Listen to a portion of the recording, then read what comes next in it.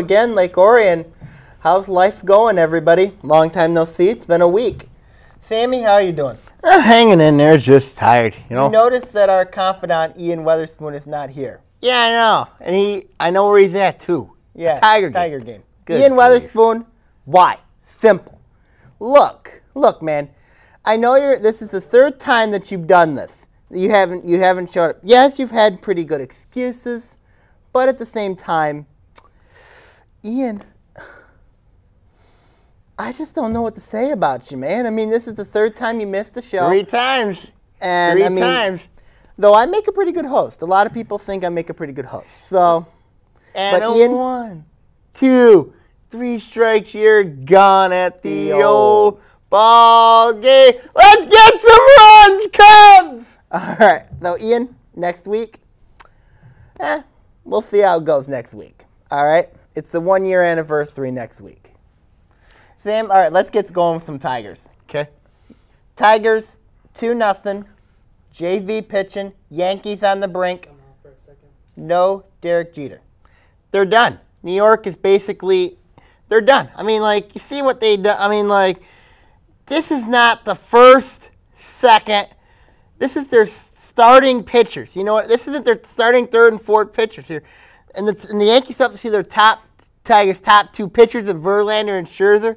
Good God. New York's playing awful. Tigers have been rolling. Do you expect the Yankees, though, to bounce back?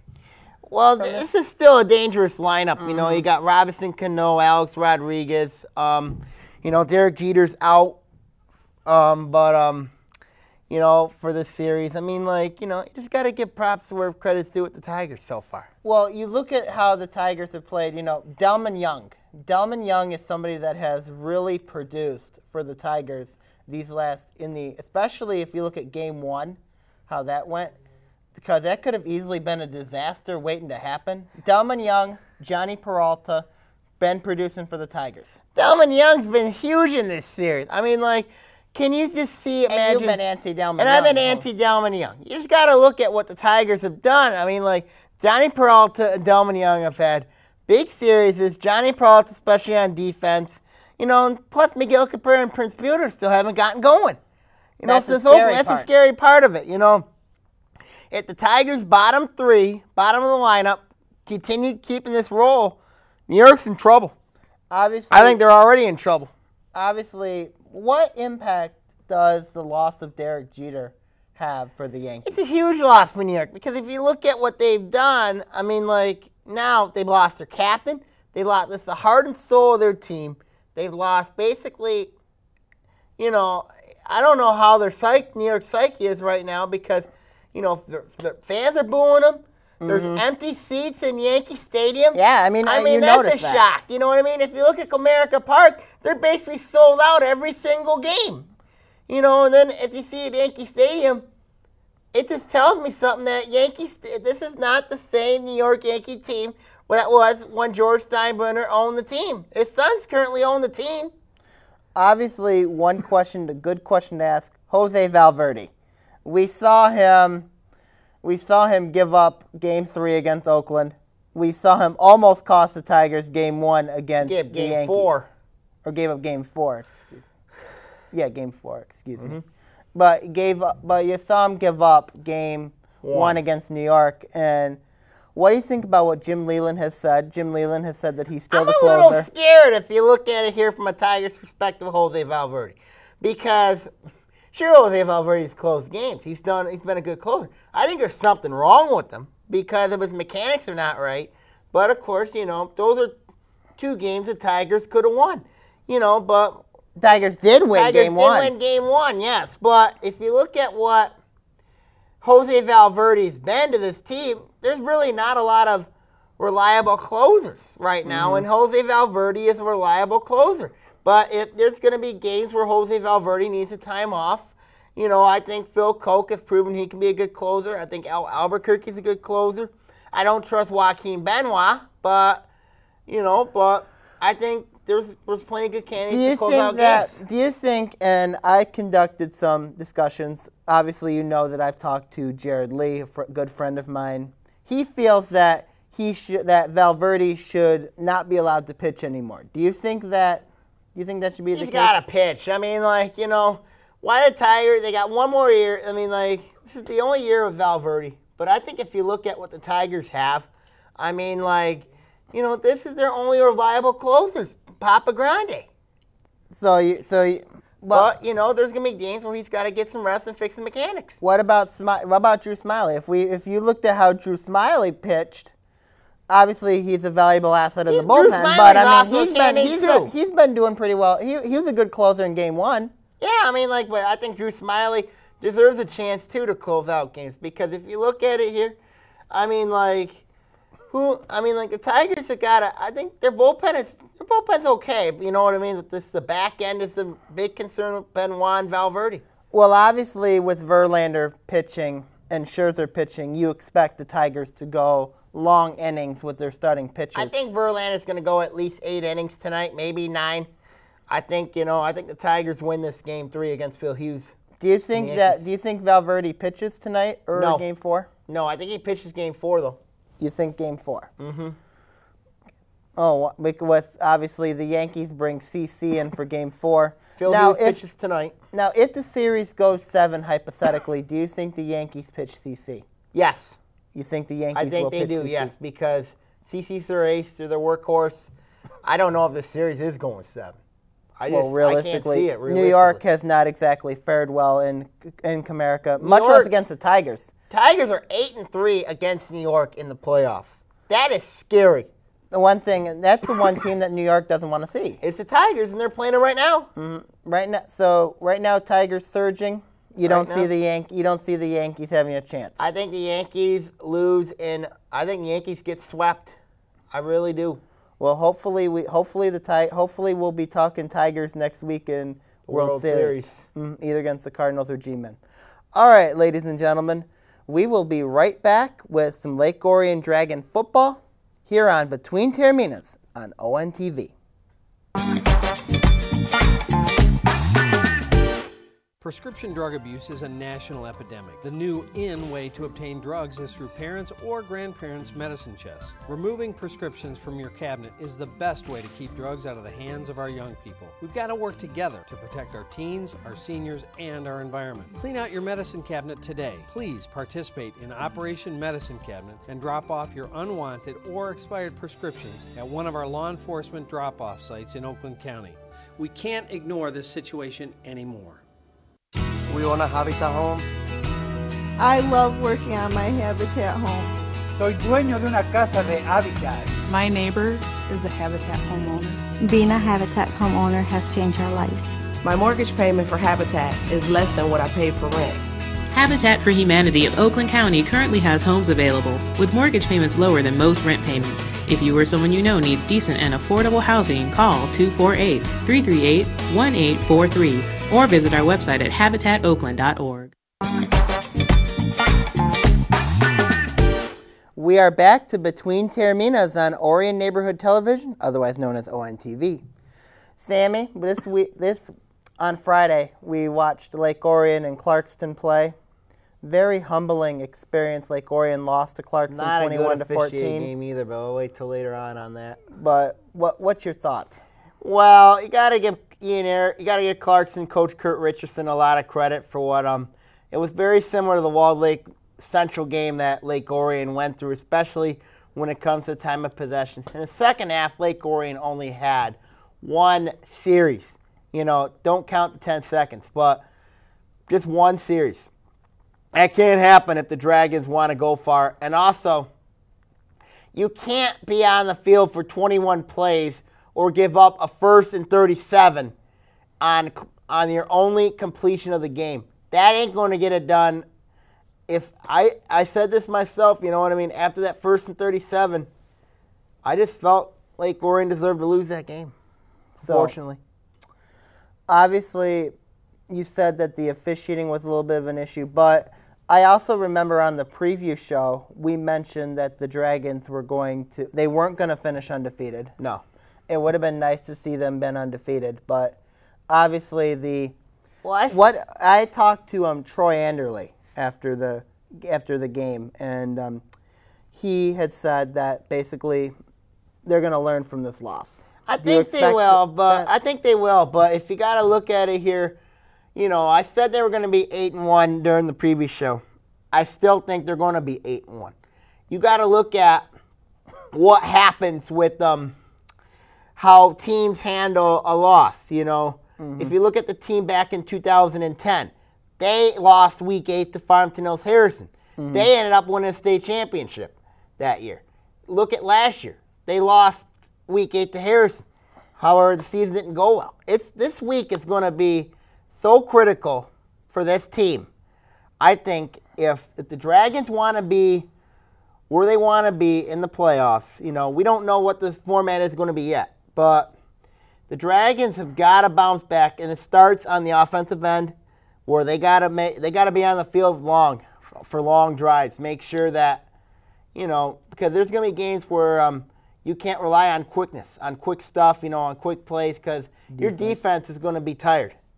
Do you think, obviously, the Lake Orion Clarkston history, Lake Orion and Clarkston have met in the playoffs. They met in 2005, 2006, 2007, 2009, and 2009. Do you think that there's a possibility Lake Orion and Clarkston could meet again? Yes, because if you look at the matchup here, I know the game will be at Clarkston, but I also think, it's destined to happen. Everybody I talk to around the media says Lake Orion and Clarkston has to happen again. Now, I don't know how the brackets are going to be out, but, it's going to be likely Lake Orion and Clarkston are going to be paired together. Who knows what the matchup's going to be like. It's just, but this match will happen. Do you think that history could repeat itself between Lake Orion and Clarkston like it did in 2007? I think yes, because here's why. Because Clarkston is so one-dimensional, you know what I mean, right now? If you look at what they did, Ian Erickson, got to give props, big offensive line, got to give him props. But I think Lake Orion can beat him in Clarkston because if you look at it here, they're evenly matched. They're evenly matched, and if history repeats itself, Clarkston has not fared well at home in the playoffs. 2010 they lost to Grand Blanc. Last year they lost to Walled Lake Central. They're primed. It's primed to happen again to Clarkston. So obviously, since they lost to Stevenson in 9. As I said, do you think that Lake Orion is the only team you think Clarkston might not want to see in the playoffs? Absolutely. That or no by Detroit Catholic Central. Those are the two teams I don't think Clarkston wants to see. Well, obviously, that could happen. That might not happen, but we'll have to see what happens next week with the playoffs, when the playoffs come out on Sunday. Yes. This week, the Dragons are at Farmington. This is actually the first time that the Dragons and the Falcons meet each other ever in the history of both Lake Orion and Farmington. This is an interesting matchup because this is Farmington's homecoming. Because if you look at what Farmington's got 3 good running backs. I know they're led by, of course, their big boy in Connor Moore. Moore's a very good back. He's like a poor man's Prescott line. Another one they got is Jordan DeCoventry. He's a good back. He's like an Aaron Allen type of back. And then also in the slot, they got a good slot. They got a good receiving core. I'm not sure about their line, though. They got 2 big linemen. And, of course, their quarterback's good. You know what I mean? Solid. But, it's going to be – there's a lot on the line this week. Farmington's playing for home field. Lake Orion's playing for home field. It's going to be an interesting matchup. Do you think that, obviously, with it being on the road, obviously with Farmington looking at they got blasted by Harrison 48-13. This is a team that has beat Oxford, that can compete with Oak Park. They beat Southfield earlier in the year. Do you expect this to be a very competitive game? I don't think so. Actually, take it back. Yeah, I expect it to be a competitive game. But the key is if you get Farmington early, you blitzkrieg the Falcons, and like what Harrison did last week, I think that, that it's going to happen here. I think if you blitzkrieg Farmington, takes away the running attack, and it's going to force them to have to force them to throw, and I don't think Farmington is that good of a passing team. Do you think the Dragons go 8-1 this week? Yes. I'm confident in the ability. I think Lake Orion's mad. They're angry after what happened to Clarkston. I think they're going to be 3-0 on homecoming games. I think they're going to win 42-21.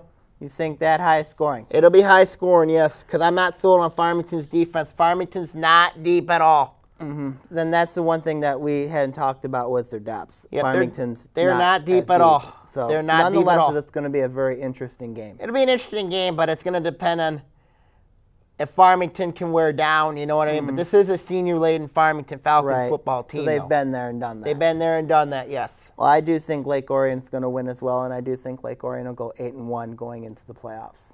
But the question is, how do they respond to this loss? We're going to have to see what happens.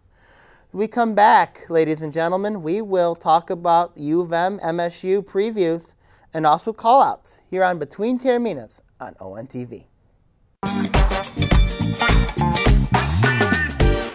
3 students were in the hospital this past weekend. 2 honor roll students were hospitalized last night. 5 local students lost their college scholarships last night. Another local high school student has passed away. Another 3 dead.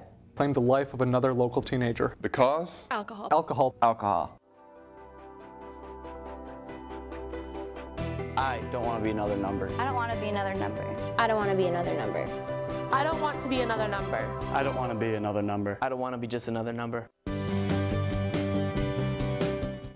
Please remember that CFL bulbs, you know, those curly, energy-efficient light bulbs everybody is using to save electricity, shouldn't be thrown away in your trash. Neither should batteries or home medical sharps. You can check with your local community to see where they can be recycled. Some retailers will allow you to bring them in for recycling. You can also order simple kits online that allow you to collect your recyclables and simply mail them away to be properly recycled. This green tip was brought to you by your friends at Waste Management. We are back Between Taorminas on ONTV. We've got a big college football game this week. Michigan State goes down to Ann Arbor to play Michigan. What do you think about that matchup? I'm scared about this matchup if you're a Spartan fan because the offense didn't play good against Iowa. I mean, like, you know, the defense didn't do well in the final 3 minutes of the game. I thought Michigan State had a chance to do well. Now they sit at least 3 games back in the Legends Division. I'm a little bit... But then again, you know, this is Michigan, and this is Denard Robinson. Because if you look at what Denard Robinson's record against Michigan State is 0-3. He's got a music song, you know. Yeah, I know, but then again, he's going to meet a Spartan defense who's very, very good. You know, I think that it's going to be a low-scoring game. I think Michigan State's going to shut down Denard Robinson. Doesn't Michigan prefer a high-scoring game? Michigan wants a high-scoring game, but Michigan State wants a low-scoring game. Yeah. You know, but I think Maxwell, I'm hoping he bounces back with this game this week. It's a nice game this week against Michigan's defense. Well, obviously, if you look at Michigan had a very impressive outing against Illinois, who's not exactly the greatest of teams. Illinois is not good. But, I mean, Michigan State, it was very Iowa humbling lost with Iowa. to Central. And how does State lose to Iowa? State beat Central. Yeah. You know. Figure that out. Well, obviously, what things does Michigan State got to do in order to run the ball. Retain Paul Bunyan? They got to retain Paul Bunyan. They got to run the ball. Le'Veon Bell's got to have a career game against Michigan's defense. You know what I mean? I think he will this week against that Wolverine defense. Do you think Michigan's defense is improved, or it's still the same old Michigan They're defense? improved, you know. I mean, they've gotten better under Brady Hoke, you know, but I just think that if Michigan controls the line of scrimmage, they play well against, they play well, they got a chance against Michigan State. I think Michigan State's going to win this game. I really do. Too. I think that Michigan State, much like Michigan, they've got this game penciled on their calendar. You know, Michigan State needs to make a statement. It's going to be 5 years running. They need to make a statement. And this is the game to do it. I think it's going to be 5 against years your arch running. rival. I think it's going to be 5 years running for Michigan State. 5 years running, Michigan State will win this game, and they'll retain Paul Bunyan. Obviously, Connor Stallings would disagree with you and I, but I don't care. Okay. Well, we've got call-outs right now as we speak. I'm going to actually start on my call-out this week. You know, there's been a certain player out there that, you know, I will not mention on the show, but two families tend to like this player. Got to call out these two families, the Henrys and the Woods, better known as Henry Wood. Why? Simple. Well, not that simple. You guys are liking a player that's not even playing this season. You guys, there's so many other players to like. I mean, but yet you embrace him. You think he's going to go in the NBA. You think that he's good looking. Guys, have you looked in the mirror? My goodness gracious, you guys are crazy. I mean, I just don't know what to think of you guys. Your sports beliefs, though many of you guys, 2 of you guys go to Michigan State. The other 2 are still in high school. At the same time, you know, you guys all still like this one player. You guys, look in the mirror. Just look in the mirror. I mean, even the one with the flag, oh my goodness gracious. I've heard that, you know that there's a bird, an eagle in Tulsa, Oklahoma? Yeah, that says that, you know. Oh my goodness. Henry Wood, you guys, I'm disappointed in you guys. Simple as that. I'm done. Okay, here. Well, the first one I'm going to call out this week, of course, big New York Yankee fan, very much spoiled. He has $114 million on his contract the next 3 years, and of course he's flirting with women. His name is Alex Rodriguez, better known as A-Rod. Why? Alex Rodriguez, why? First, I'm going to read a comment from Yahoo about what Alex Rodriguez was doing in Game 1 of the American League Championship Series before he was benched in the 8th inning. Quote, Alex was holding a pen, wrote a note on a ball, which was thrown at the 2 women by a ball boy. The girls who had already caught 2 balls seemed bemused at first and tried to hand the ball to another fan. But other fans noticed the note on it and yelled at him to read it. They didn't read it. The note asked them to write their phone numbers on the ball and throw it back. One of the girls with darker blonde hair wrote on the ball and threw it back at A-Rod, who gave her a big smile. They exchanged a few glances after that before A-Rod was benched. And this was before he was benched during the ALCS. And he's right now reportedly seeing former WWE star Tori Wilson. A-Rod, make your mind about women! I've been hearing about your dates with some of the famous people around here in Hollywood. Just go date a normal good woman. You know what I mean? Just date a normal good woman. Don't be like attractive like Hollywood star when your team is trailing 4-0 in the American League Championship Series. There's a whole bunch of people in empty seats at Yankee Stadium. Alex Rodriguez, I'm disappointed.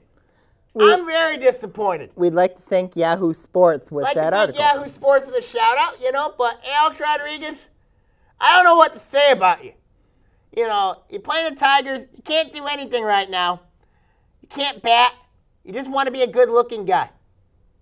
Alex Rodriguez, time to retire. It's time.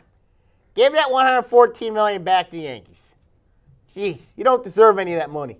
The next call out I'm going to call out, of course, I have a huge issue, of course, on Friday night. We didn't talk about this as much, but here I'm going to talk about the referees of the Lake Orion Clarkson game. Are you blind? Referees, why? Are you blind? You don't call a late hit on Derek DeLaura, against Derek DeLaura, 1. 2, you don't call anything for chippiness against Clarkston. That's 2. 3, you call a personal foul on Sally. Isn't that what? It's been chippy all game. I understand the rivalry, but you got to get the game under control. You're not the replacement refs of the NFL. You basically treated it like it was like a game filled with replacement refs. This isn't Green Bay versus Seattle. You ain't replacement refs. If you want to get a good crew, get an OAA crew, not a crew from Bay City. I'm done. You are aware that anything that you say to the referees might impact the game. Yeah, now. Right. Legally. Mm-hmm. So going forward, what do you think about everything that's going on right now? Playoffs this Sunday. You know what I mean? Playoff MHSA playoff selection show this Sunday. Fox Sports Detroit. I mean, like, you know, we'll find out where Lake Orion's going. You know, you can check out my projections on the Dragon's Den blog. Or our Facebook page. On Between Taorminas. Between Taorminas, yes. Mm-hmm. And, you know, if you want to talk, you know what I mean, talk football, I am open to suggestions. Same here. Also, too, with no Ian Weatherspoon here. Will Ian Weatherspoon come back next week? It's been 1 year. It's been 1 year. Next week, 1 year anniversary. Yep. Unbelievable. It's been an unbelievable journey. Unbelievably fun. All right, ladies and gentlemen, we're going to be heading off for this evening. Good night, Lake Orion. God bless America. We love you. Go Dragons and go Tigers.